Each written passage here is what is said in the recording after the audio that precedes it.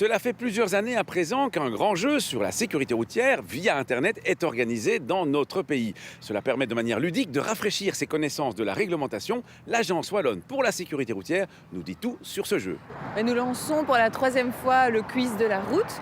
Les participants peuvent aller dès le 18 octobre sur le site quizdelaroute.be pour participer. Ça durera jusqu'au 18 novembre. Le but, c'est de répondre à 15 questions à choix multiples sur la sécurité routière et sur la mobilité. Pour chaque question, on dispose de 40 secondes. Et pour pouvoir peut-être remporter l'un des prix mis en jeu, il faut obtenir un score minimum de 11 sur 15. Est-ce que vous savez me dire ce que c'est qu'un speed pedelec?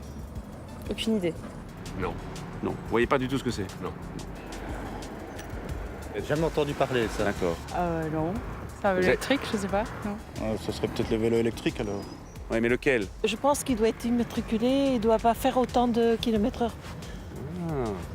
On est sur le bon chemin, oui. Les résultats des participants au quiz précédent n'étaient pas vraiment au top. Par exemple, au niveau des règles du code de la route, on n'avait que 62% de bonnes réponses. Pour ce qui est de la connaissance des signaux routiers, on était également environ à 60%. Et alors, les questions qui avaient posé le plus de problèmes aux participants, c'était les questions concernant les usages et faits. Par exemple, peut-on ou pas dépasser un cycliste dans telle situation, la législation sur les vélos électriques. Là, on n'avait qu'environ 50% de bonnes réponses. Donc ça montre qu'il est important de rafraîchir souvent ses connaissances et on a décidé d'offrir encore cette possibilité cette année au Wallon. Si vous étiez sur un skateboard, est-ce que vous avez le droit de rouler sur la route? Non, je crois pas. Est-ce qu'il doit aller sur la route, sur le trottoir ou bien est-ce qu'il peut faire les deux? Sur le trottoir, je dirais. Sur les pistes cyclables. Sur la route. Ah, si on fait plus que 7 km/h, je crois. Ah, c'est pas loin, plus que l'allure du parc. Oui, c'est ça. Voilà, mais très fort. Au niveau des prix, on a le gros lot qui est un chèque voyage de 1 000 €. Et puis il y a 200 autres prix à gagner, des accessoires de sport, des vélos pliables, des coffrets bongo, des tickets de cinéma et plein d'autres prix.